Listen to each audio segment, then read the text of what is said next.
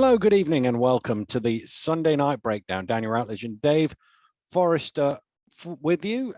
Mainly BBL trophy action this week in the British Basketball League. But before we get there, let's go back to Wednesday night and the Women's Euro Cup, where Tango Bourges beat London Lions 96-65, and therefore winning that tie 160-130 on aggregate.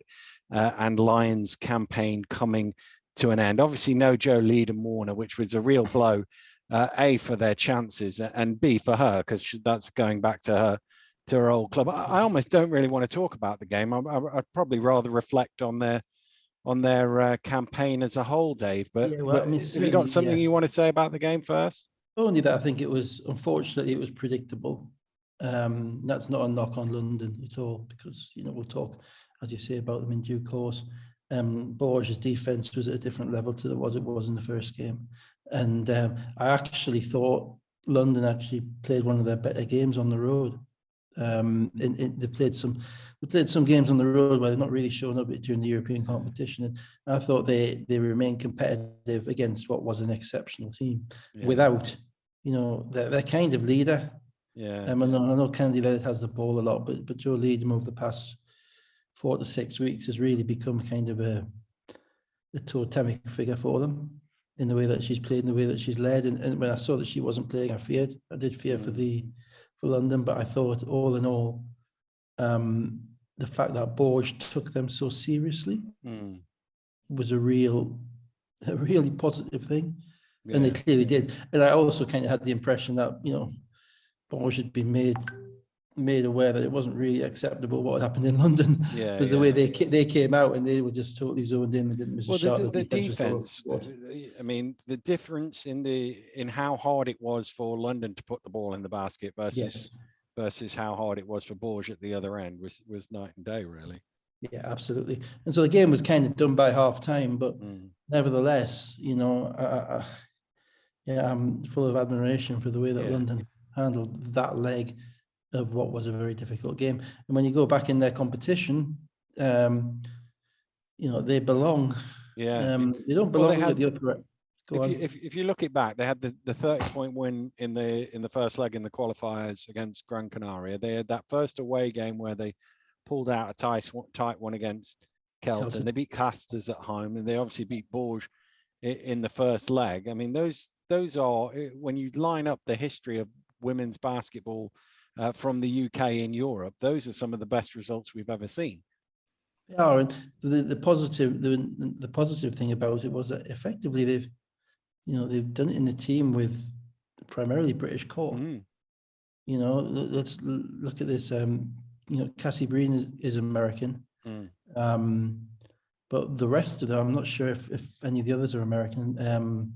I think the rest of them is a British team, and that I think is massive, because they could have imported 6 Americans in, and would it really have impacted would it really have indicated there's a level for our players to get to compete at this level? I'm not sure it would. Everybody can import 6 American players in to do that. But the fact that we did it with players who are on the up, that's Shanice Beckford-Norton, Holly Winterburn, Kennedy Leonard, players that have been at the top or at a high level, like Joe Leedham, Azania Stewart. And then we got some of the Steph Ume and Chantal Charles and Paige Robinson as well. It's a credit to them. It's a real kind of stepping stone for the sport. But the question is, how can we go further now? It's harsh, because that's sport. You get to a certain point, and they've been competitive, but they haven't been competitive at the top echelons of even that competition. This is how it's all about steps. So you've got to get your foot on the ladder, or you're halfway up the mountain or base camp or whatever, and they are there. And it's great that they are there. Now, the most important thing is that it's not a one-off. And that Mark can find a way of building on that. Be it talent level, be it organization, whatever. Be it, they'll be better for having done it, because you get better with familiarity. So can we get there to the next step? And actually, to move up the steps is probably only one more win in the group stages because Yes. basically they were the 32nd qualifier, so they played the best team in the competition by ranking. One more win, they might have been 15th, 16th, and played a team right about their level as well. Yeah, and that's probably where they're at, you know, on the basis of the competitive level of it all, which is an accomplishment. It's a hell of an accomplishment, Does, as I yeah. say, with a basically primary British team. Now, there are all sorts of, you know, points in relation to the development of WBBL and how we make sure that the rest of the league doesn't get left behind London with that development going on, the commercialization of the league, the ability to have, you know, multiple strong teams in the league. And that's the next conversation. But I've always been kind of the view that that's not London's problem. It isn't. It's for everybody else, you know.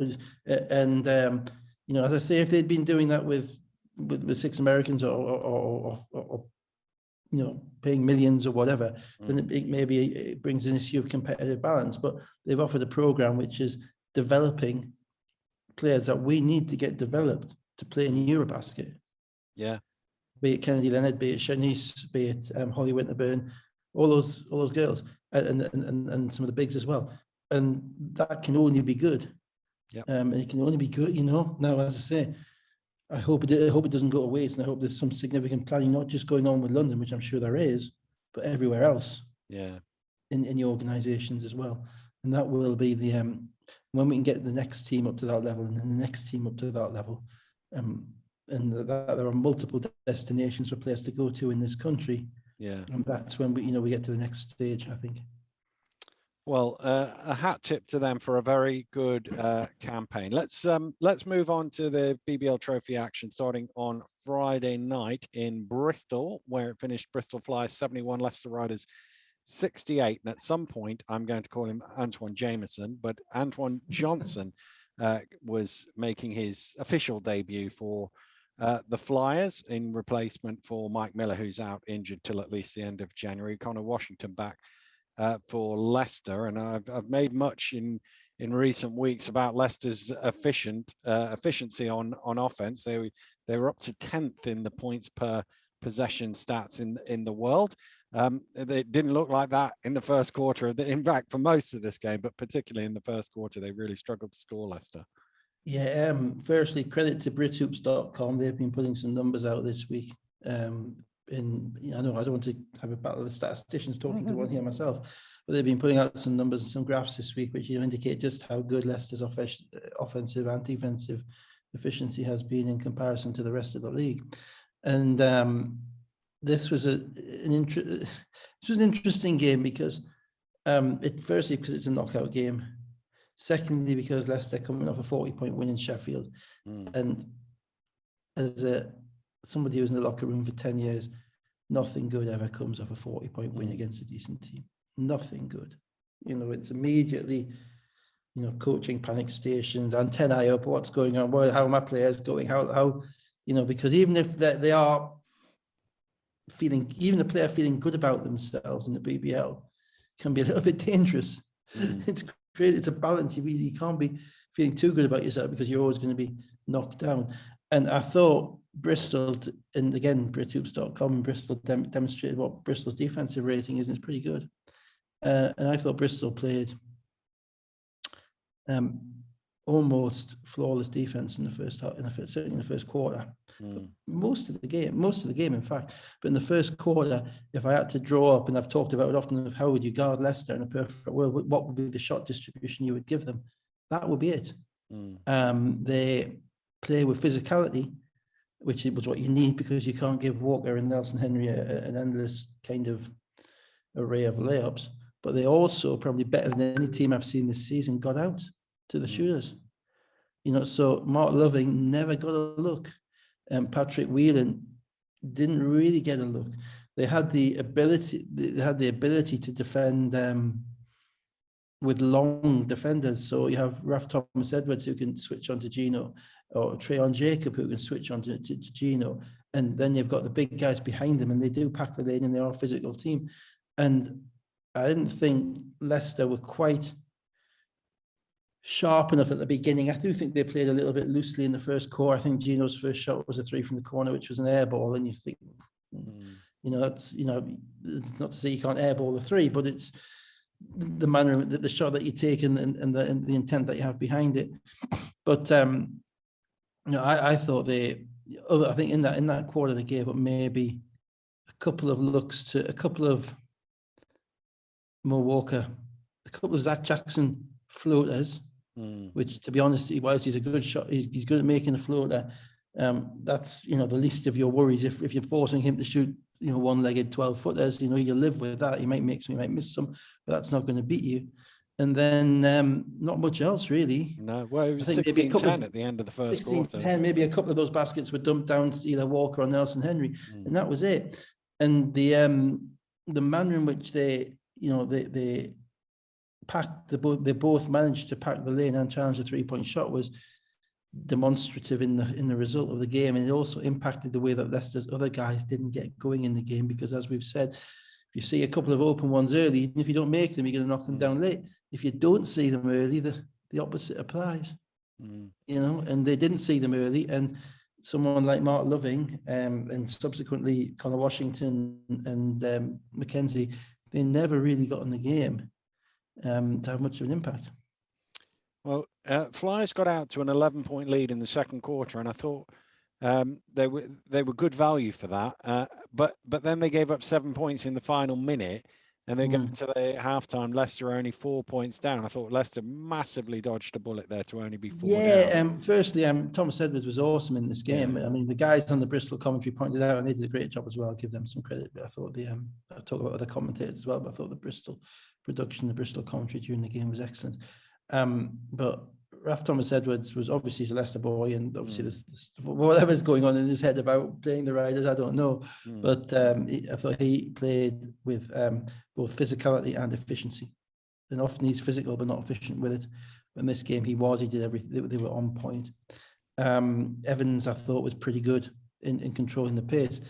But that Bristol team is not a team with that lineup, that iteration, who is going to put a lot of points on you.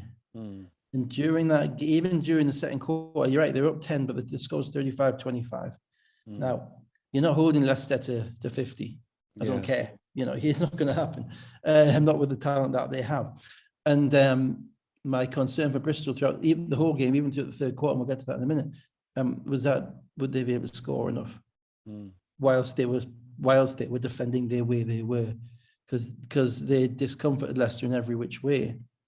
But their scoring was individualized, and it was depending on guys making plays, and they really are more of a kind of a physical, team-based, aggressive team, as opposed to somebody who's going to clear out and say, off you go and score. So it didn't surprise me when Leicester made that run at the end, because I thought they were due. They had to at some point. Just before we get to the end, let's put that. They started at the end of the second quarter. The end of the second quarter. So then they start the third quarter, 14 for the Flyers. That was a surprise. Thomas Edwards had 5, and they're 15 points up after 4 minutes. Yeah, and that was kind of a surprise that Leicester came out a little bit flat. And it's the way that the thing they got. I think it was the first play of the third quarter. Loving Leicester run their little curl play whereby Gino tries to get an open three on the pick and pop for Mark Loving, but in the meantime, Patrick Whelan is being screened and is cutting across the lane and is wide open. And for about 2 seconds, Patrick Whelan was wide open, and Mark Loving was looking at him and didn't throw the ball. And in the meantime, Marcus Evans comes from behind him and knocks the ball out of his hands. And it was that kind of tentativeness from Leicester. It wasn't like they just maybe didn't see him, but they weren't as sharp as in executing things as they have been. And that probably comes from the fact that Loving really hadn't got into the game other than one kind of significant dunk in the first half. He hadn't really got in the basketball game. And so Evans gets that steal, so they're out and running. Then Thomas Edwards gets an easy post up and they're out and running. Then Jacob makes a 3. And suddenly, it's a 12-point game. And they needed that because they needed to score. They needed to get to 70. And it was always going to be a struggle seeing how they got to 70. And as you say, they got to, I think they got to 56 with like 5 minutes to go in the third quarter. And they only got 15 the rest of the way. It was actually 59. They got to, it was 52 at 37 after 4 minutes of the second quarter.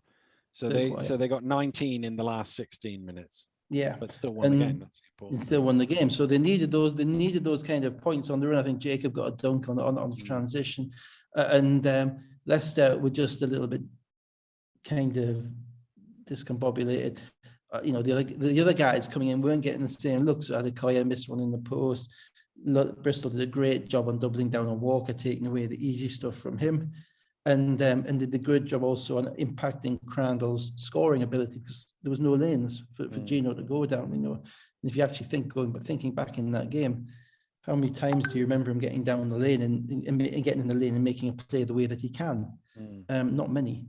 So not really until the fourth quarter. Not really until the fourth quarter, that's right. At the start of the fourth quarter, Bristol are 59-44 ahead, and then you're thinking, well, this is the time. If Leicester are coming, Crandall's going to do it, and he was pulling the strings. Whelan hit a couple of threes, and Leicester scored the first 12 points of the fourth quarter in 2.5 minutes. Yeah, Crandall sat down the last 2 minutes of the third quarter. It was only 2 minutes of the game that he sat down. And I had a fair idea that, he was, because he has a competitive spirit about him, and also a belief in his talent. And I think a belief that they can win any game. He has a belief that they can win any game when he's playing. And by this point in time, whilst Bristol were up 15, they were on a bit of a drought. I think they scored 3 points in 8 minutes around the fourth quarter break. And I was light, and Thomas Edwards picked up his third foul, so he was sat down. And Evans was kind of playing in spurts. And Andreas brought Joseph, not Joseph, Samuels, sorry, Corey Samuels. I think Corey Joseph is just in the NBA, sorry. Corey Samuels on. And it's notable, if you watch the game back, that any time that Gino was being Corey Samuels on the court, Gino was guarding differently. Gino was into him. He was trying to take the ball off him. It was a little bit like the Bantu thing earlier on in the season against Newcastle. And the first play, I was a little the first play of the fourth quarter. He takes him down low and he gets a dunk for Nelson Henry. The next play, again, he attacks him. So at the moment, so Gino's thinking, this is my point of weakness. And I think, look, it's a difficult one because they won the game. Looking back, I think I would have probably seen that coming and probably hoped to make sure I've got one of my primary defenders on him at that point. That said, Samuels was a difference maker in the game. Yeah, well, eventually. But Leicester went on a run, and that run was always coming because if you don't score, they're going to come back in the basketball game. And Bristol couldn't score. And that led to a little bit of transition. The new guy threw the ball away a couple of times because he was on the court as well. So they were playing with a light. Bristol were playing beginning of the fourth quarter in a one-off game with a lineup that basically never played together. And I think it's shown. I think Leicester have this poise. They have this pretty natural calm about them. They don't think, you don't see them panicking. You see them playing one possession at a time.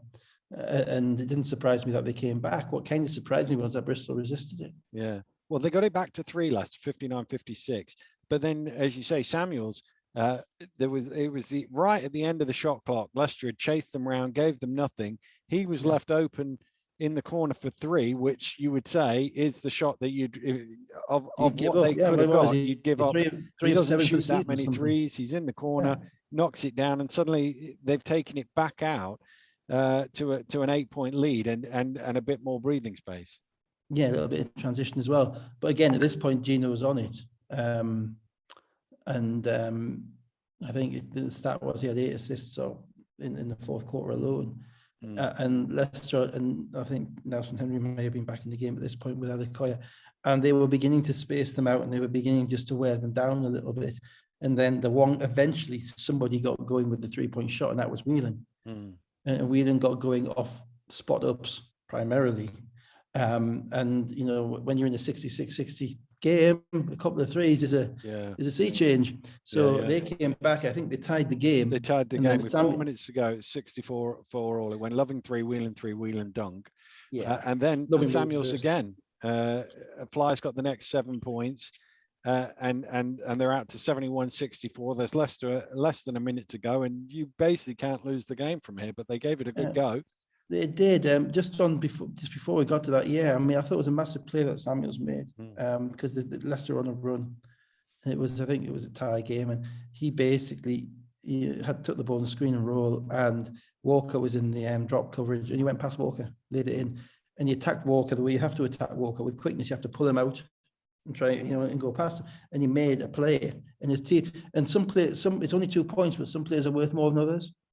And with 4 minutes to go in a basketball game where you've been up by 15, 5 minutes beforehand, you're playing against the best team in the league who are coming for you. Is it for a young guy to make that play at that point in time? That's a statement of intent. So it's worth more than the 2 points on the score sheet. And that then I think that emboldened Bristol a little bit. They got a couple more stops. Their defense remained excellent. I thought the rest did a good job in this game. They let a lot go, but it remained on it was physical, but it was appropriately physical, I thought. It wasn't kind of a free throw barrage either way. And both teams got some big guys, so no one can complain. You got Mo Walker, you got Malcolm Delpesh, you got Shane Walker and Darren, all that stuff. So the physicality is there. And then they got to this point whereby Delpesh rebounded. He got a rebound on offensive rebound and rebounded it again. Got Walker up in the air, made the 3-point play. 55 seconds to go. You're up by 7. And as you see, you can't lose, and they nearly did. And this is the biggest issue that one has with Bristol. We'll talk about it in a minute as to what happened, but they made multiple mistakes down the stretch. Multiple mistakes. The first one you'll get to. The first one was Shane Walker looking in entirely the wrong direction as Mo Walker stood under the basket. And having to get across there and foul them. So they make 2 foul shots, I think, with 4 more seconds gone. 47 seconds to go at that point. It's 71-66. That was a layup. That was a layup off their own basket. That was inexcusable. They then almost turned the ball over. They then inbounded the ball. Thomas Edwards was wide open, but it was a super weak pass. And Jackson just came across and stole what the happened ball was, I think they got the ball over half court, and as I say, at this point, Evans is flaky because Evans is been doubled, and he's not very happy. He doesn't really have another guard on the court, and he's not very happy that I think it was Thomas Edwards doesn't come to the basketball, and he throws the ball to Thomas Edwards, and Zach Jackson knocks the ball out of bounds, and you see Evans and Thomas Edwards not getting into it. You see Evans kind of giving it all of this, and Thomas Edwards giving the equivalent of a wry smile, I think. And that got them the ball with 35 seconds away. But at this point, right, you're 5 up with 35 seconds to go. Leicester have to foul. Right? They can't let you run 14 or whatever it was left, another 11 seconds off and get a shot up. All you have to do is to get the basketball in bounds, preferably in the hands of a good foul shooter. And they still had 2 fouls to give there, so it doesn't matter. Even better. I just don't see that. Even if Leicester play deep, if you hold the basketball for 14 seconds and you have 21 seconds on the clock and you get a bad shot, and you give up a shot clock violation, you're still at 5 with 21 seconds to go. You shouldn't lose. So Leicester, in my view, would have had the foul. But what Bristol did was they run this little set whereby Evans is the only guard in the court. He starts at the top and he runs to the corner and he doesn't look for the basketball. And then the big is meant to pop out, and then Thomas Edwards curls. It's a great set to get yourself a layup if you need a layup. But as you say, the pass was weak and they didn't need a layup. You don't need to throw the ball in traffic. You need to throw the ball in the hands of somebody who's going to catch it. That's it. So that was, this is the thing with the youth, and Evans in particular, he has to know, I've got to get the basketball. Give me the ball. I'm the shooter. I'm the point guard. Give me the ball. I'm not running away. I'm not running any clever stuff. I'm getting the basketball. So they didn't, and that meant Leicester were able to go in transition. And Bristol actually did a great job in transition defense. They got back from. Gino took it in. Gino took it in and sort of. He got fouled, but they ran everybody. Crazy shot. Yeah, they ran everybody off the 3-point line to get in transition, and Gino then attacked and got fouled and hurt himself. So Kimber McKenzie gets to come in and knock down 2 foul shots. So there's 27 seconds at that point. It's 71-68. Yeah, and again, they've still got a foul to give, and again, you have to be in that position where they come. So they get the ball over half court. They do a good job getting to over half court. Jacob breaks the press. They throw it to Evans. Evans is fouled, but he's not shooting 2 because he's on the sideline. So you're in the same position again. Or you're up by 3. You've got less than a shot clock to go. 19 seconds now. Yeah. They are in a foul situation. So what do you have to do? You have to get the ball in bounds. No question. Preferably to somebody who is a foul shooter. You probably take off some of the non-foul shooters off the court at this point. But again, they ran the same thing. Evans runs away from the basketball. He runs down to the corner. And this time, there's Simmons at the top, but nobody else pops up.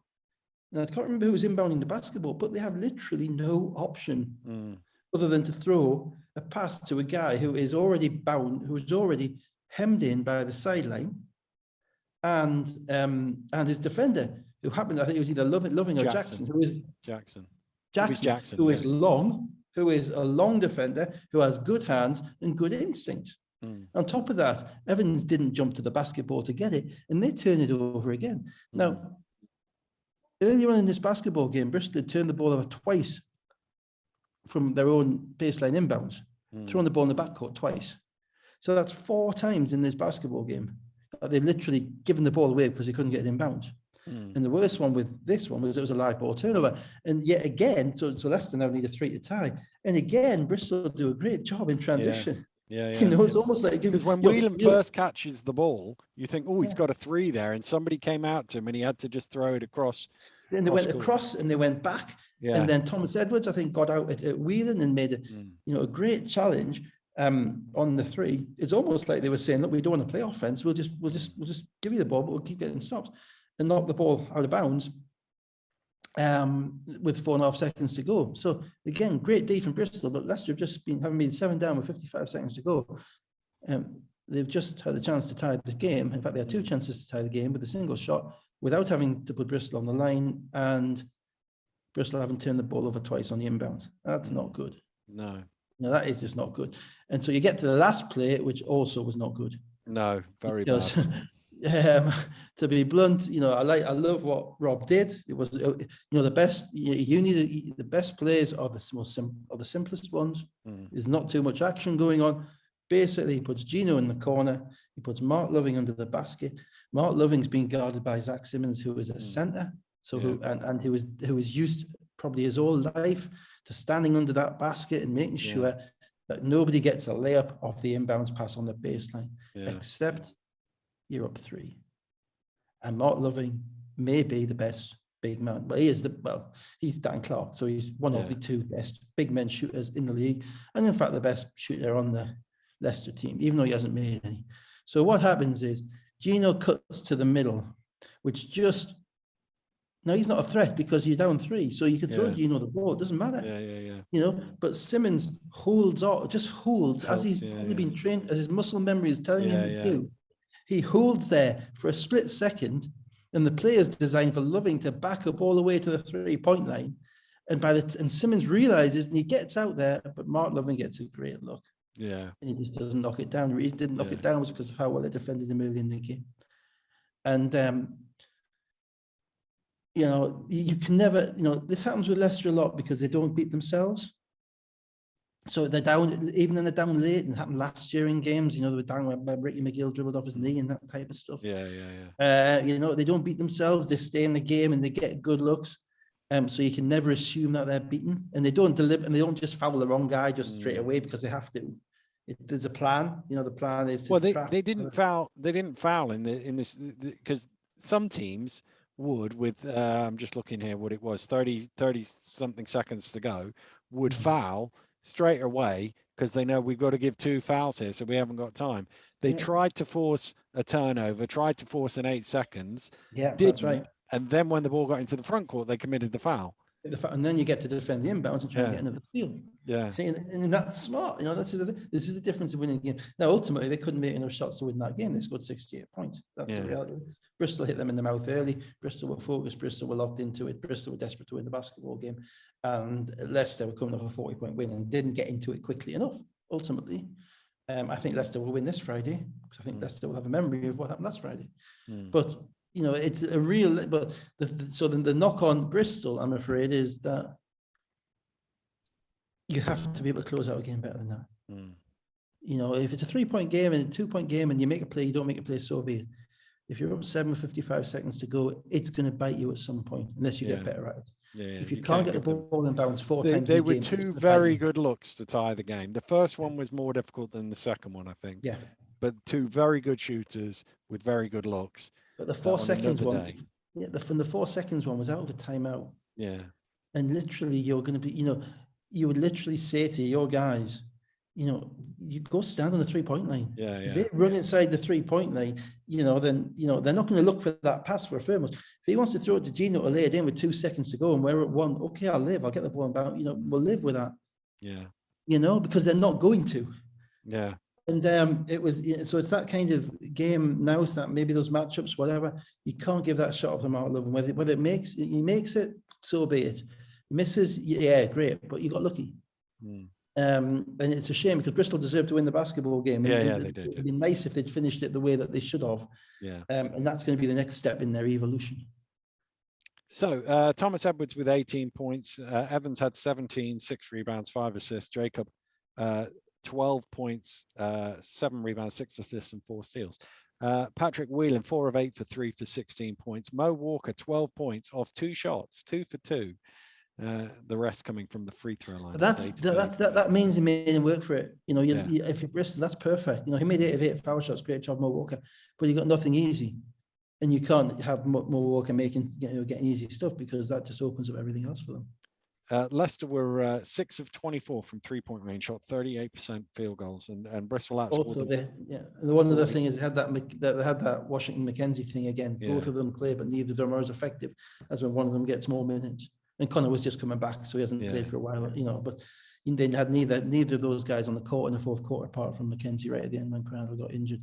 So they've still got a little bit of working through with their rotations because it's difficult to play those guards if Gino's going to play 38 minutes. 42-30 in the paint to Bristol. Let's move on.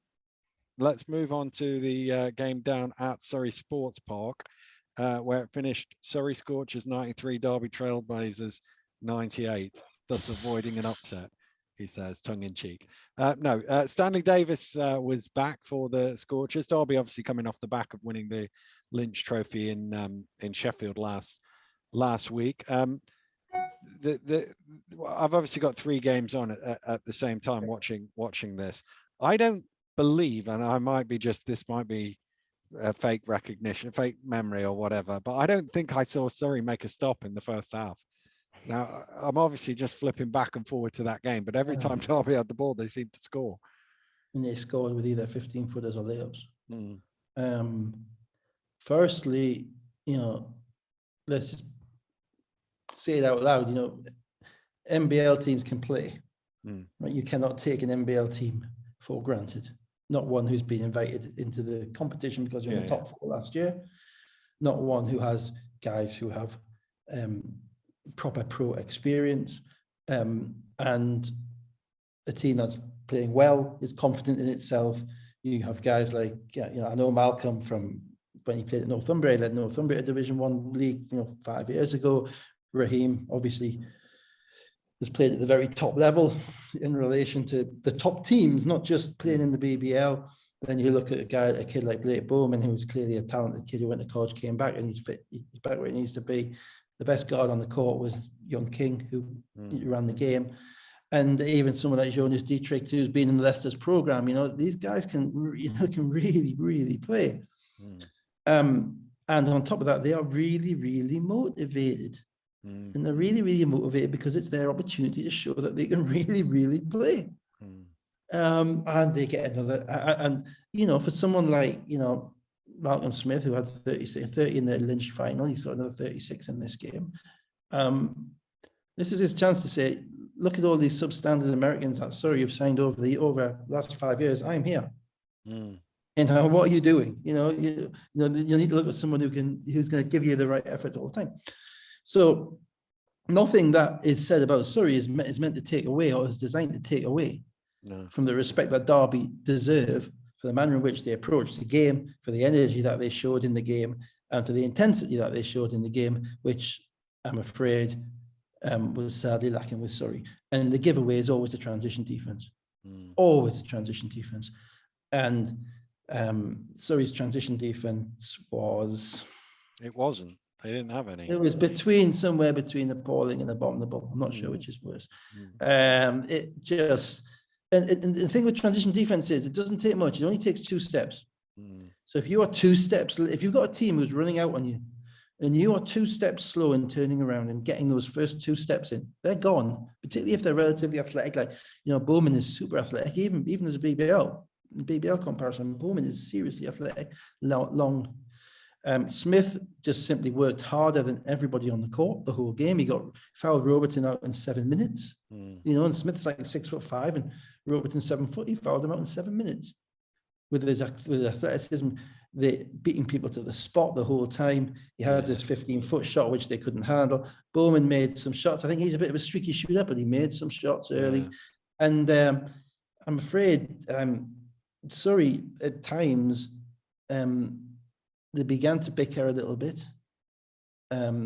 Davis obviously was coming back in. Davis isn't the easiest guy to play with anyway, let alone when he hasn't played for a few weeks and you've just come off a big win without him.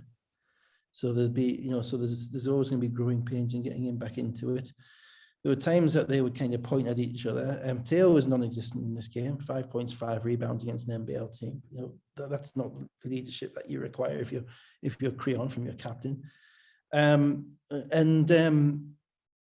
Ultimately, they lost the game in the first half because they were down to 18 at halftime. And they gave up 60 points.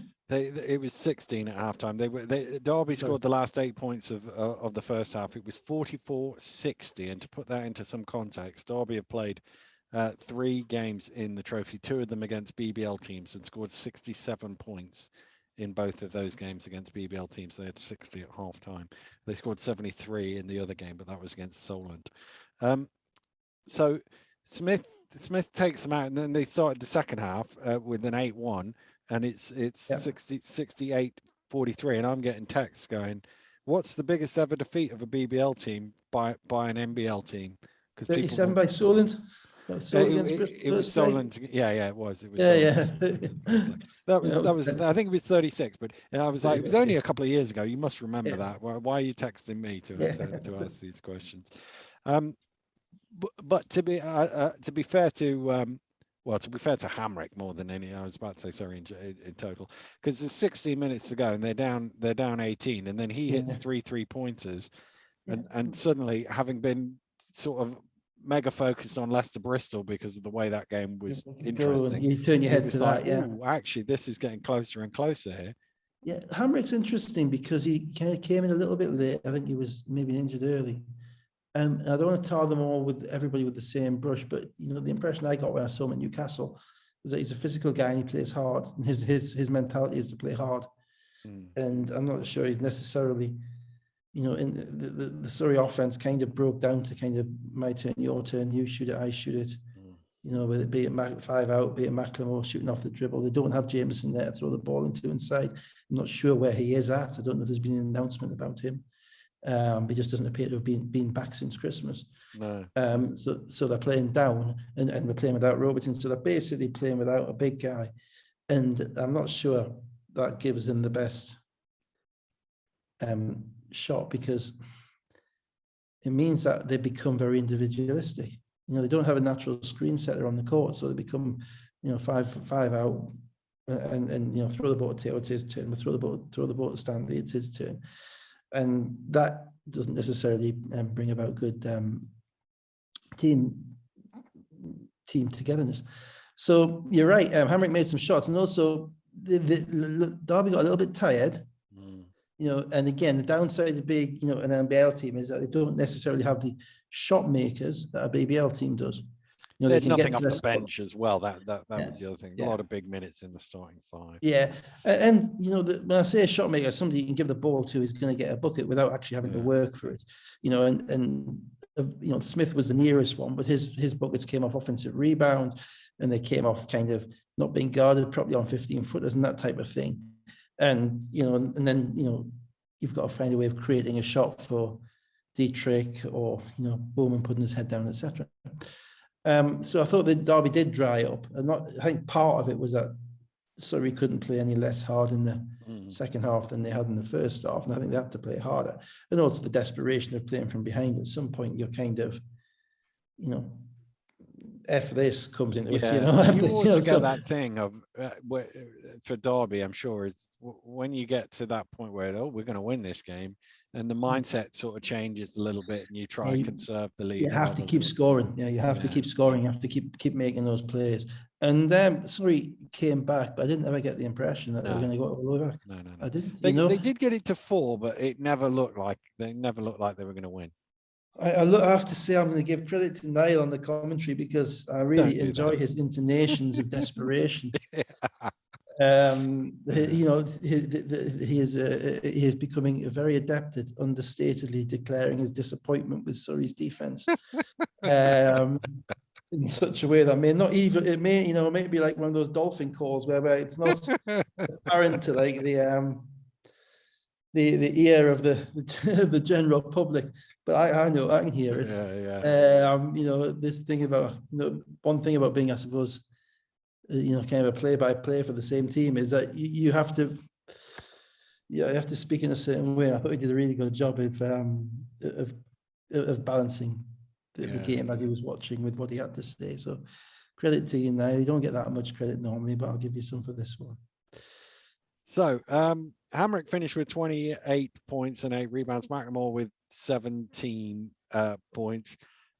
Smith finished with 36 and 12, although 12 of 28 shooting, not the most efficient 36 you've seen. Bowman, though, 25 points, was a plus 21 in 34 minutes. That's quite impressive.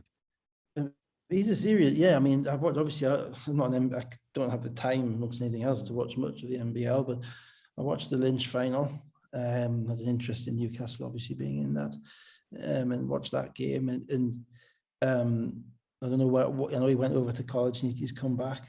And obviously, I remember Barry Bowman, remember his dad very well, as being one of the most talented two guards we had in this league over a number of years, even when the money was high, and quite. But Barry was kind of littler and stockier, and Blake is, tall. He's got the sideshow bob hair and all that stuff, and kind of rangy. So he's kind of 2 steps from the 3-point line. He's making a layup. If he grooves his jump shot, there's no reason why he can't, because he's making some. He's going to be a serious player. And I'm assuming that he's not going to college, or he's not going to be going back to college, having been there already. He's got a chance to be a really good pro. So it'll be interesting to see where his career takes him. He should be one of the guys who's on the radar, kind of that age group. College hasn't quite fitted him. How do we make sure he becomes what he can be? Let's move on then to Glasgow, where the Rocks took on Solent. Long old trip for Solent. 91-82. That game finished, and watching the triple box, this was the game that I looked at the least. Rock scored the first 9 points, never trailed, and it always looked comfortable. It seemed to stay at sort of between sort of 7 and 10 for the entire game. Yeah, Glasgow took this game seriously, you know that, because Gareth played 33 minutes. So he was on the court, and Ali Fraser played 30 something and was again Ali Fraser, and is very difficult to stop for anybody, let alone NBL 1 team. And Boban got 3 minutes, so there's something again not quite right there. Solent, similar to when we played them, I think they run their systems. Matt has them well drilled. I think their talent level dropped a little bit from them. I think Smith was a high level guard, and I think Gentry is a kind of a younger guard and probably not quite where Smith was yet. And they got nothing out of Charles in this game, which they really kind of needed. I think he played 10 minutes, he was 0-6, which kind of hurt them. And you're right, Glasgow kind of had them at despite Glasgow not playing their best game. They had enough shot makers, so Solent makes the run, and Hillsman pops up and pulls a 3 from off the dribble, or they throw the ball at Fraser in the post, and Fraser can score. And I think Solent was still a good basketball team, and they're probably not quite where they were. And they're probably retooling just a little bit, but one never got the impression watching this game even though, you know, OJ is making plays and they're being aggressive and they're in the basket, they're in the game. Yeah. But they're never In the game. threatening to be in the game, you know? Yeah. And it was just, I think, probably just the talent deficit, just a little bit of the talent deficit of the guys that were on the court. Johnson didn't have a great game, you know, he only had, I think, 6 points. But just the talent deficit just meant that. You know, watching Glasgow is a funny team. They're a funny team to assess, Glasgow, you know, because you can't, you know, other than, you know, throwing the ball to Ali and everybody else shooting a ton of threes, you know, and the ball moving from side to side until they throw it to Ali or someone shoots a three. You know, there's not that much there. Maybe there's Jalen Harris going coast to coast, and that's about it, really. And they kind of play with teams, and they kind of play, particularly at home, and they play at the level of teams, and they beat teams at home because teams are comfortable playing against them. But Glasgow were up by 12 at the end. You know, that's kind of the way their season has gone. And obviously they got they're slightly hampered at the minute with the COVID rules in Scotland and the number of. They are, and they've lost, and they lost Green as well, so they're going to have to sign somebody else to cover that as well. But I think they took this seriously. So it was they treated Solent in a slightly different way to the manner in which one had the impression that Surrey treated Derby. And that's pretty understandable when you see the bracket. Exactly. And you know where and you know where the finals taking place. You know where the finals in the room next door. Exactly. Yeah, the room next door. That's good. So much to make a series. So they did get it out to 18 actually, and in the fourth quarter, Glasgow, which would have been a bit harsh. I think 9 was probably a fair.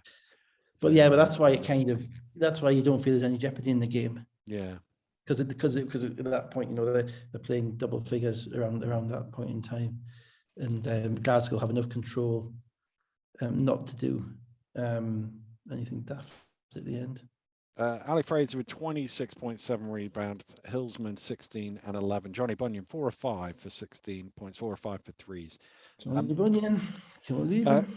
Cole Gentry was 17, and then Jackman, Sentence, and Archers all had 13 points each, all off the bench as well. You don't see that very often. But Charles didn't play much, did he? So no, he didn't. A lot of stuff off the bench. Let's move to Saturday, where I was watching football, so I've watched this one back this morning. I saw the London game, absolutely. Avtodor Saratov of Russia, 84, London Lions 81 in their Group L matchup. No Isaiah Reese for the Lions. No Jordan Williams, obviously, with his back problem. Tawia was back.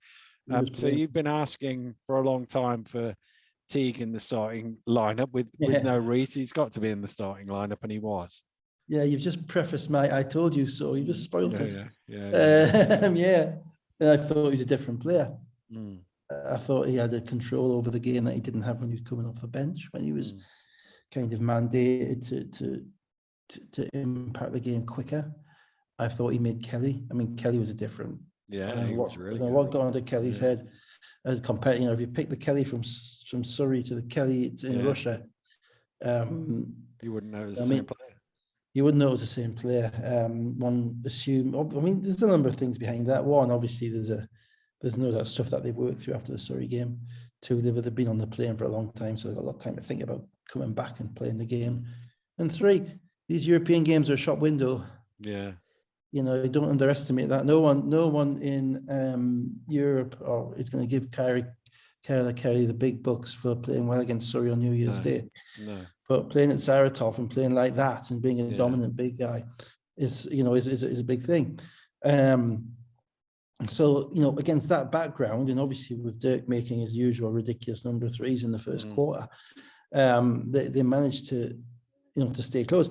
Interestingly, I thought Reese was a far better teammate on the bench than I've seen during the game. You know, he was high-fiving, he was up, he was talking, he was doing all the things you're meant to do, you know. So credit to him for that, you know, because in the game he's been a little bit surly. Well, the interesting thing watching this back is obviously I'd put out the stat about Leicester being 10th in the world on points per possession. Avtodor are first, and they have been first for as long as I've been looking at it, which is more than a month or so. And you could see why in the early stages. Lions did well to keep with them in the early. They're a seriously efficient team. You could see that. You got the bigs inside know their job. They've got at least 2 7-foot guys with the beards, which make them look even scarier. The wing guys are all like 6'8", bald, and like made out of plastic. Roman gods, that type of stuff. And everything looks routine. But London made shots, and you stay with a team like that, and then then you play with the energy that London did play with, and they hung around. And I think Teague was a big reason for that, to be fair. Now, Dirk made shots. Yeah. But Teague made some shots whereby he just pulled a shot out of nowhere when they needed one. And I think at that point, once London realised that we were in the game with these guys, that we could play with these guys, then they got the bit between their teeth. They did, yeah. So the key bit was around that first break, there was a 14-2 run, which put them up by 13. And then this is the point. Teague made some big buckets, some assists in there as well. Came back to tie the game at 40-40. And from then on, for the rest of the game, the biggest lead was 4 points at 53-57 for 15 seconds. But for the rest of the time, it was either tied or one score either way. And that, when you're on the road, that's critical. When you're on the road, if you can keep a game close and you can try and play into the mentality of the home crowd and the coaches who are looking at the bookies, you're a 25-point underdog, in that game. And they're expecting to win, and they're expecting to win comfortably. And you can kind of keep them close, and you can impact them in ways that they can't handle. And they can't handle Kyler Kelly. They couldn't handle him inside. They couldn't handle him in the lobs, on his kind of putbacks and all of that stuff. Then you got Julian Washburn, who was making shots, and they couldn't ignore Dirk. And Vince, I thought, he got some decent minutes out of Justin Robinson's backing up at the point. I mean, it's pretty good, isn't it? Justin Robinson's your third point guard. You come past Reese, you go past Teague, and now, go on, Justin, just give us 7 minutes of basketball. He doesn't have to, pretty darn good. And even got some minutes out of Will Neighbour as a 6'11" guy off the bench when they were in foul trouble at the end of the third quarter. And I was really, really chuffed for London that, obviously they have Teague and Majauskas playing, and they have Washburn playing, which are guys who weren't, they have guys who weren't playing at Surrey, for instance. And that does make them a slightly better team, particularly Teague. But I was chuffed that whether they won or lost that game, that they were there, that they were competitive, and that some of their players played to the level, which makes you think, oh, actually, these guys can be picked up and be playing in Europe at a high level for a long time to come. And then they just got to the end and they just couldn't close it out. So let's spin it to the end. Teague hits a 3 with 2 minutes to go and ties the game. And then 40 seconds later, Dirk misses a 3, but Kelly with the follow dunks it in. 200. 1:22 to go. The Lions are up 2. I remember thinking that, and you could hear a little bit of air go out the building as well, because the crowd was quite loud. And Kelly just comes in and dunks the ball with the authority, two-handed off a missed 3 with that authority. And I think they may have got to stop the next time down. No, Johnson comes down. Jerron Johnson drove to the basket. Tough finish. Tied the game at 79 apiece. And then the other way, Teague with 45 seconds to go missed it. It was sort of top of the key. I thought he went a little bit too one-on-one at that point. Yes. Yeah, but he's that talented. Who am I to say it's a bit one-on-one? But he kept them close. He wants to shoot the basketball at that point in the game. But I think they came down and got a stop, didn't they? Not on the next play, no, because the next play they had it was great ball movement between Johnson and Scrub. Oh, the drive. And then the curl to the left to the basket. That was great. That was a quick drive. That was a quick curl, a quick drive. That's right. I remember thinking, that was sharp because the ball went to the corner and the guy took a dribble to his left and managed to get back and finish. And Kelly didn't quite get across there to finish. How did London tie it up? Remind me. So they advanced the ball, and then Teague drives to the basket, misses. The ball goes out of bounds. Lions ball. There's 3.5 seconds on the shot clock, and they managed to get it to Kelly. It almost looked like he was going to lose the ball, but then and he caught the ball 2 steps. and 2 one. steps. Ties Laid the it in. game at 81 with 20 seconds to go and a chance from the free throw line to put them in front. And that's a 7-footer, catching the ball out on the perimeter. Now he's probably over pressured because you want to give up that shot, but having the confidence to take a step, take a low dribble, 2 steps, take the foul and finish. You know what I mean? Kyler Kelly in this game was just immense in this game all the way through, and and that got them to It's a tied game. tie the game. He missed the foul shot, and then whilst I say he was immense the whole game. Time to get picky. Go on then. 4 seconds to go. Scrub's got the basketball. Is it Scrub? Scrub, yeah, Philip Scrub. Scrub's got the basketball at the top. He's already made that shot in the game where he takes takes. I think and I'm presuming they also watched the film of the Sheffield game that they played a few weeks ago, where Philip Scrub hit a 3 on the buzzer to win the game. Yeah, and he doesn't go until there's like 3 seconds left. He lets the ball go with about 2.9 seconds. And so he comes off. I think he rejects the screen and get to his left, which leaves Kelly in his face. And Kelly's up there at the 3-point line, but he's got his hands down. And you look at the point whereby Scrub steps in to pick up the basketball, to raise up into a shooting motion. Kelly's hands are here because he's defending for the drive as well as the shot. Mark Jackson, the NBA, hand down, man down. As soon as that happened, now with 3 seconds to go, and I know it's impossible, it's really difficult, but with 3 seconds to go at that point, if Kelly has his hands up, you live with Scrub driving because you're going to trust one of your, because he hasn't got time to drive, penetrate, kick, and still get a good shot. You live with one of your teammates. Make him take 2 dribbles and one of your teammates then crowding the lane and not letting him rise up to shoot a rhythm 3. Which, even though Kelly got up there and challenged it, he had his hand up by the time the ball was being released. That's not the point at which these guys make shots. These guys make shots at the time that they're going into the shooting motion. If they're in rhythm in the shooting motion, it's automatic. And that's what happened. He was, because Kelly's hands were down. And if there was 7 seconds to go in the game, I could understand his hands being down because you don't want to over penetrate and give stuff up. But with 3 seconds to go, Scrubs basically said, "I'm going to take the last shot of the game, and I'm going to make, it's going to be a jump shot, And at that point, it's hard. It's so hard. It's really almost unfair to criticize. But that's a winning play. The winning play is just to get your hands up a little bit quicker, to be half a step quicker, and to make him drive in his left hand, and say, okay, you have to beat 5-hour guys to beat us, not just throw the ball over the 7-footer. So it's brutal. I think they got a second on the clock and they threw it long, and Vince didn't have a timeout, which wasn't great. Well, Teague actually, I was watching it back. It looked like Teague shot just brushed the front of the rim. Brushed the front of the rim, from 3/4 court. Yeah, well, stranger things have happened. But again, you want a timeout in that situation, really. But it's tough on the road because you're in a close game on the road, and you want to be keeping. Your key is to keep the game close, and you use your timeouts to keep the game close and keep the crowd out of it. So I think that's where his timeouts had gone. But it was a great performance. Sorry, I've tried to avoid using the phrase performance. It sounds like football. No. But great shot from Scrub at the end to win. A great shot from Scrub. Talented players, talented games. It was a game which was made up. It was a great game. Talented players making talented plays. It was a really high-level basketball game. Now, the question for London is, hang on a minute, we got to play in Denmark on Wednesday.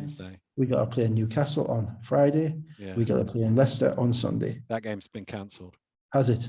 The Sunday game has, Good for them, because I wouldn't have fancied that. Because that's pretty brutal. I mean, they're going. I don't know if they've come back come back or not. They Vince told me they were going to Moscow for a day before going on to Saratov, and then they were going from Saratov to Bakken, and then from Bakken to Newcastle, I think. Outstanding. I have to start tracking the flights. I have to stop putting on the flight counter on. Where's London at the minute? They're over Sweden. They're over Stockholm at the moment. Are they going to make it in time? See if they can get through the immigrate. We'll have to tip off Newcastle Airport immigration. See if we can keep a couple of them out. So Scrub finished with 16 points.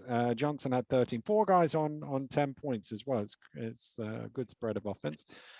Kelly had 22 points, 13 rebounds, 10-14 shooting. Teague had 21 points. And just got a couple of blocks as well. I mean, I thought Kelly was just immense in that game. Someone needs to show him that game back and be in his head, because this is who you are. And it might just be, the chance to play with Teague a little bit more, because obviously if Teague's come off the bench, Kelly's starting, they're not getting much of a rhythm going in Europe together. And Kelly's used to playing with Reece, and obviously there's been some friction with Reece that we've all seen in the last few weeks, and just maybe it's just a fresh start type of thing. It'd be interesting to see where they're on Wednesday night, see if they can replicate that. So they and Barkin are 0-2 going into Wednesday night. So we're pretty much into must-win territory for those two teams if they want to get through. The other two teams meet on Thursday. They're obviously both 2-0. Avtodor 2-0 at a +4. Showing how they've been doing it. It's pretty good. We'll take it.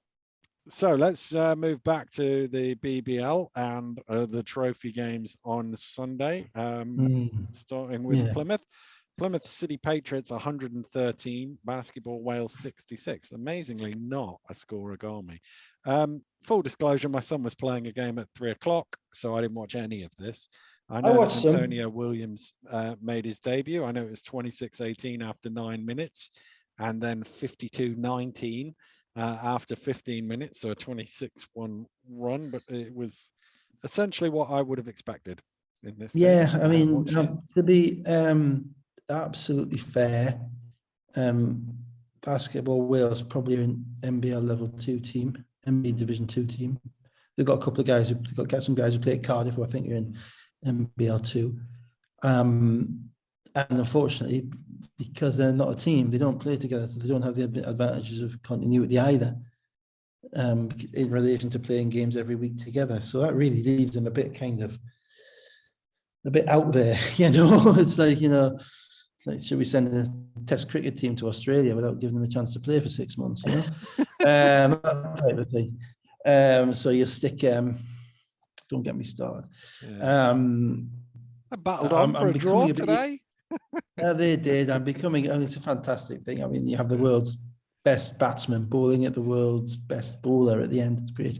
It's typical cricket. It's mad. But I'm getting a bit egotistical. I was just saying to my dad before, I'm beginning to think there's no sport that wouldn't be better if I was running it. Very egotistical, sorry. But anyway, so they were thrown out there. It was the Romans in the Colosseum. Sorry, not the Romans. The ones who got eaten, whatever they were. That's showing a pretty shaky take on Roman history. Go on there, and we'll have a light show. We've got a new mascot dog, and we're going to beat you by 50, and everybody's going to be happy. I mean, we're going to get to this with Falkirk as well. It's tough. There's 4 NBL teams in the trophy this year, and there's another 3 NBL teams in Newcastle who are linked to Eagles, Loughborough who are linked to Leicester, and London who are linked to Barking who are linked to London. So they can't really play in the trophy. Yeah. So you've got to find 16 teams. And the BBL is the BBL because it's the British Basketball League, obviously. The sense of the British meaning not Ireland, because obviously it's not UK, British, because Ireland is different. So there is a political imperative at times to make sure that you do reach out and you do involve groups. I think my preference would be that Cardiff takes steps to get better, and that I don't necessarily think it's appropriate to have a national team in a club competition. And I get why they do it. Now, I'm not overly criticizing, and ultimately it doesn't really amount to a hill of beans because they're probably not going to win, and we're just going to move on, and everyone's going to forget this game almost as soon as it's finished. So and everybody at Plymouth's happy because they won by 50 and they haven't won all season. But just moving, there's been a bit of stuff on Twitter about, well, should they be in it? Should there not be more NBL clubs in it?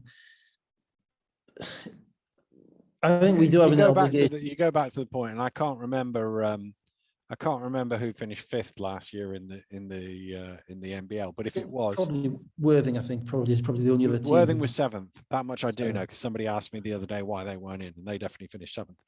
But if it was Loughborough, for example, it's that sort of, because obviously Loughborough were in the trophy a few years back, and they ended up where if they'd beaten London, they were going to play Leicester. Yeah, and that doesn't work. It could, because for people who don't know, there are You can be a feeder club. And a feeder club is a linked club to a BBL club. So BBL club can nominate a linked club, which allows that BBL club to play at any point, I think it's under 23 British players in the BBL team. So if, for instance, people will have seen Tembe Yabantu playing for Newcastle University in the Lynch Trophy final and then playing for Newcastle Eagles on the same day. Well, you can do that because Newcastle University is a designated feeder club to the Newcastle Eagles, which means that he is eligible. He's not, if you're American, the Americans can't, and if you're over a certain age, you can't. That means he's eligible to play. It's the same with Loughborough. So when you see people like Louis Jordan playing at Leicester, he's still at Charnwood, Louis Jordan. He's still at Charnwood, but Charnwood's another feeder club. Yeah. So it's the same principle which applies. But Dietrich last year was and I think the young lad who was the point guard last year who had lots of assists, Jimenez. He was on the Avtodor. So they can play for those reasons. So you can't realistically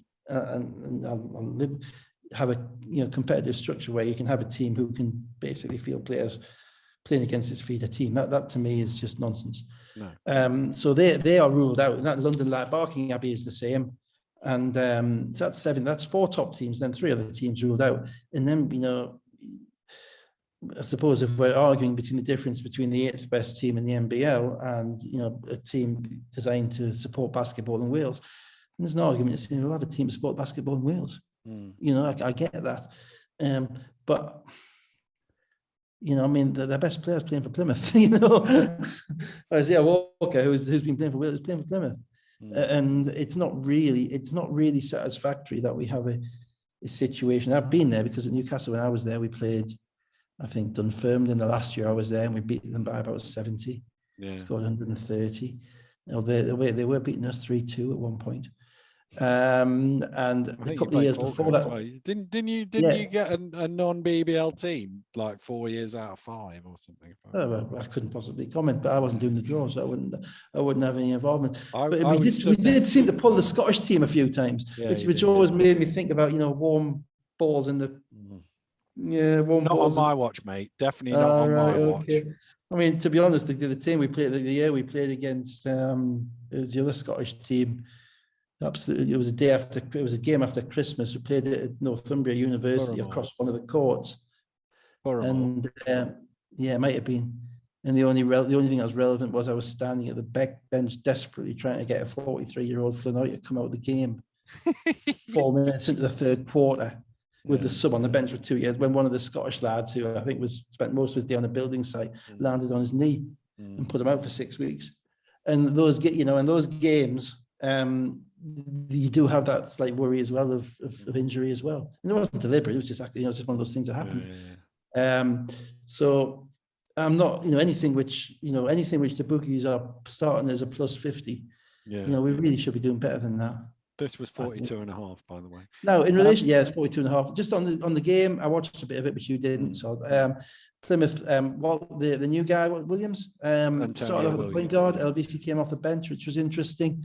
Seems to be a little bit more of a slasher. Kofi came off the bench as well. Seems to be a little bit more of a slasher than a true point guard. I'd probably be surprised if LVC wasn't starting games moving on, but they started with him and Denzel, which is an interesting kind of athletic backcourt, slashing backcourt. And obviously they're having Hassan and King got into foul trouble, but you've got Hassan. It really I'm really happy because it frees up Joe Hart. Joe Hart is basically playing the role he's meant to play now. He's a dangerous shooter. He makes smart decisions. He's got guys to throw the basketball to at the right time. And they're going to be better. They're going to be a lot better for it. I think PG will be going into some games, particularly at home, expecting to win, which I don't think he was at the beginning of the season. Wales, they did okay.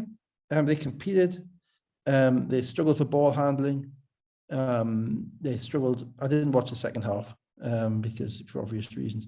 They've got, as I say, they've got Alex Kukrivos who played at Guildford, got a couple of guys who are quite athletic who are playing Division 2 at Cardiff, but basically the Division 2 team. And and that's and if you're getting beat by 50 by a team that hasn't won all season, then again, either the whole community and the league needs to take a specific interest in promoting basketball in Wales and finding a way to increase their level. Or we need to be finding someone else to be in the tournament.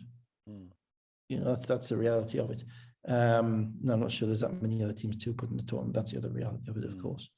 So I hope I've given it both sides of the argument there and made no decisions at all and just basically waffled for 10 minutes.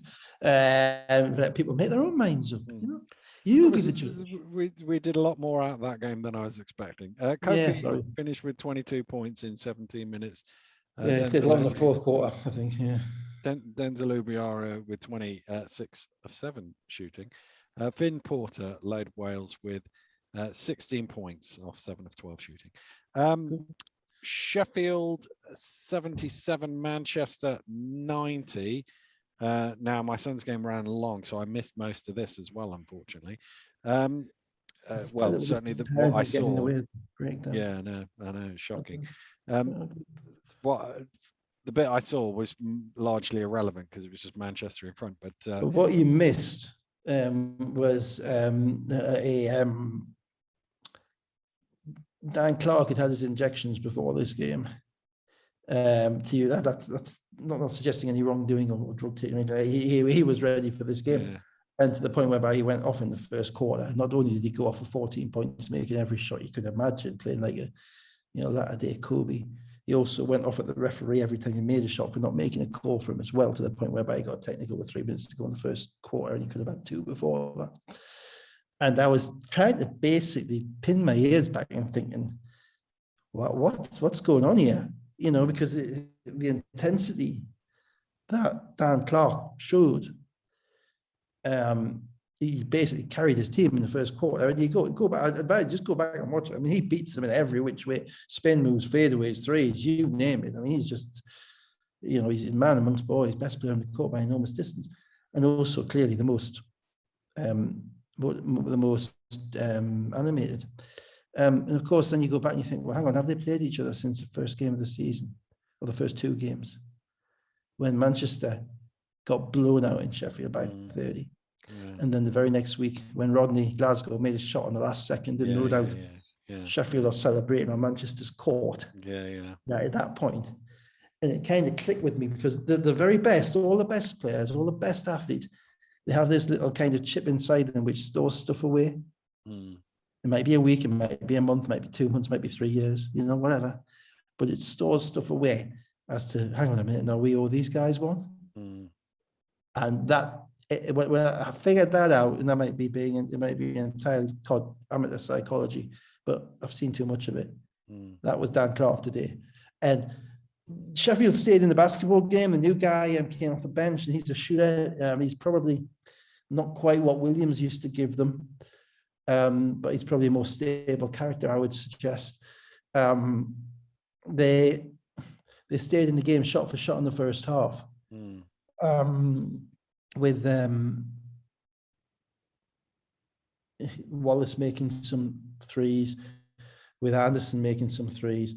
But I think Neil, who was there, tweeted at halftime, basically said, got absolutely right. He said, Manchester are getting easier shots.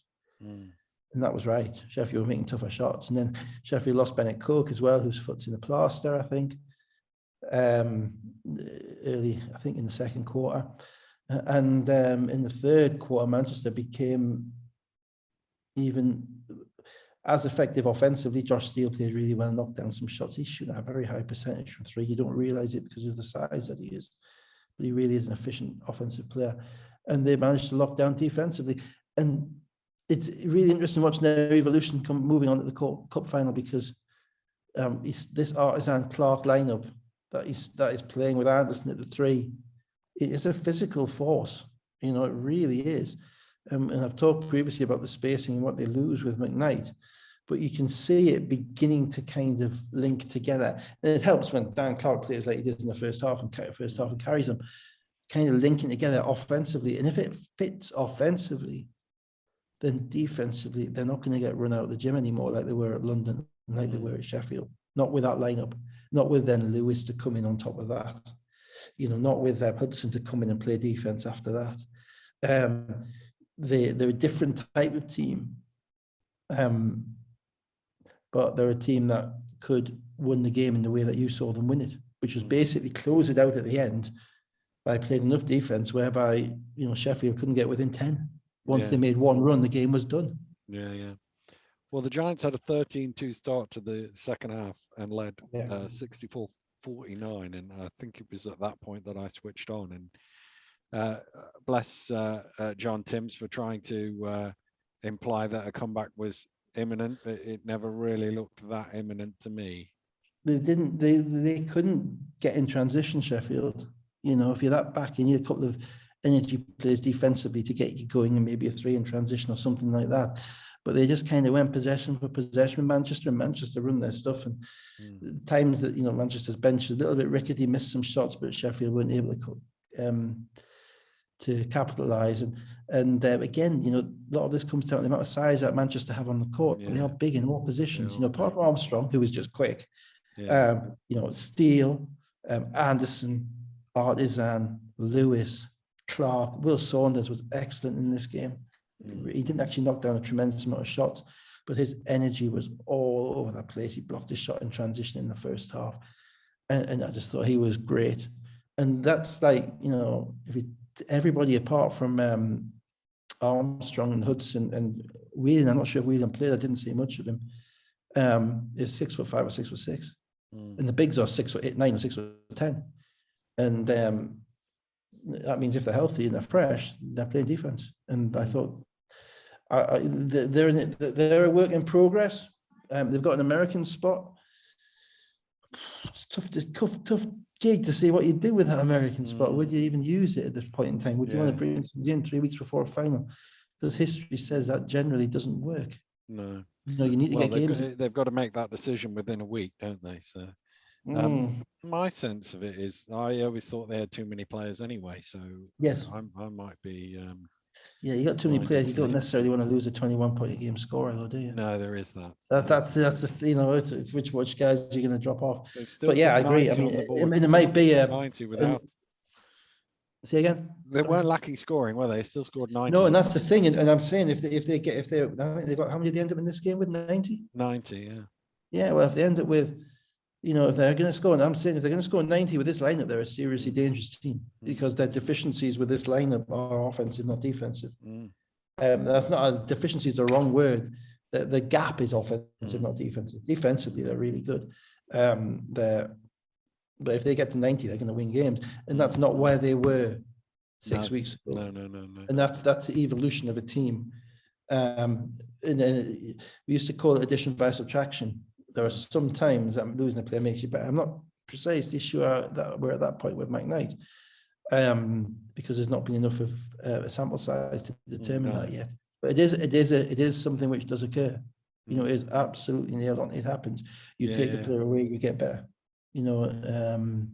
So see, and then as I said, it's the cup final. The two best teams are currently at the moment, two best BBL teams at the moment, on the basis that London aren't what they are meant to be in the BBL, and they're kind of circling each other, not having played each other. So it's really quite entertaining, quite interesting seeing how they're developing prior to the final, because nothing that happens now is irrelevant to the final. It's not a question of who turns up and makes shots. You have to be together. You have to know what you're doing, and all of that is exaggerated in a final. If you're not ready, if you're not grooved in relation to everything that you do, if you don't have absolute trust in the teammate and the coaches and all that, you're not going to win the final. You're going to fall apart in the final. And I've been on both ends of that, So it's a really interesting period of time for Manchester. 3 weeks start of the final. Leicester are grooved. Manchester are still finding themselves, but they're looking good. Delpesh, 16 points, 8 of 10 shooting. Nichols, 14. Wallace on debut had 10 points, 5 rebounds off 3 of 6 shooting. Dan Clark, 26 points, 7 rebounds, 6 assists, 9 of 13 shooting. He just ran this game. I mean, he's a 6'10" point guard. It was the best all-round game I've seen him play since he came back. And there's probably other games which I haven't watched as carefully, where he's played in a similar manner. But and then not just because he went off in the first quarter either. I just thought throughout he was utterly locked into that game, and his skill set was just a different level to anybody else on the court. Steel with 16, 6 and 4. All the starters had double figures, and we've kind of touched on this final game already. But Cheshire Phoenix 123, Sony Centre Fury of Falkirk 65. I'm led to believe that Falkirk were missing a couple of guys. I know for certain that Austin was not there for Cheshire, and then Dixon 7 minutes in. I didn't quite see how he went down, but it didn't look great when he was on the floor. It looked like his knee. Yeah. It really did look like his knee, to be honest. He was holding his knee. If he's lucky, it's just his knees have banged, but if someone's landed on it, then it's a ligament, then it's serious. Obviously, it's only an ACL or an MCL or something like that. But you always worry when it's a knee, because not good things don't happen to knees. No. You know, and he so that was unfortunate for Cheshire. Austin had COVID apparently. Yeah, that's why he wasn't there. Falkirk, they had an American playing for them, Whitley, who really made some shots early. To be fair, came out to play. Him and Bantu Burrows. Bantu Burrows are the two guys who've been involved in pro or college organisations. They kept it interesting for a quarter, didn't they? They were impactful in the game, and again, you know, there are levels of player, and it's not it's not a knock on any of the other guys who are playing, you know, who are not working 9 to 5 and then turning out and playing either in the local league or in the Scottish league, whatever. But there's a difference in the body type, there's a difference in the fitness, there's a difference in the skill sets, and of guys who've been in pro systems or in college systems and guys who haven't. And you saw with Bantu Burrows his ability to pull up and make jump shots, because he'd have spent years practicing that when he was with Gareth at the Rocks, with Sterling at the Rocks. He was there 2 or 3 years, and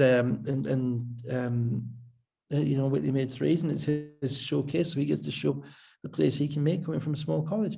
But again, it's, you know, outside of that. Now, I thought, to be fair, I thought Falkirk were pretty well coached. I thought they ran sets. I thought they actually got the basketball where they wanted it to go at times. They didn't turn the ball over that much, but they didn't have the level to finish. And then when the ball goes out of the hands of the guys who are making the decisions, then the other guys struggle to make decisions, and that's when you realise that there's not many guys with the arms of the length of Levi Bradley's in the Scottish League. Yeah, you know. So yeah, again, a game that, you know, was never in any doubt. It doesn't serve that much purpose without us paying more than lip service to improving the level of the Scottish League. You know, that's the reality of it. They're 6-0 in the Scottish League. You know, they're in the quarterfinal. In the quarterfinal of the cup, it's the best that the Scottish League has to offer. But again, it's NBL Division 2 level, or bottom of Division 1 level. And again, that's not critical of the guys who are playing. It's just what it is. So yeah, I don't want to go back over that chestnut, but I see the reasons for them being in.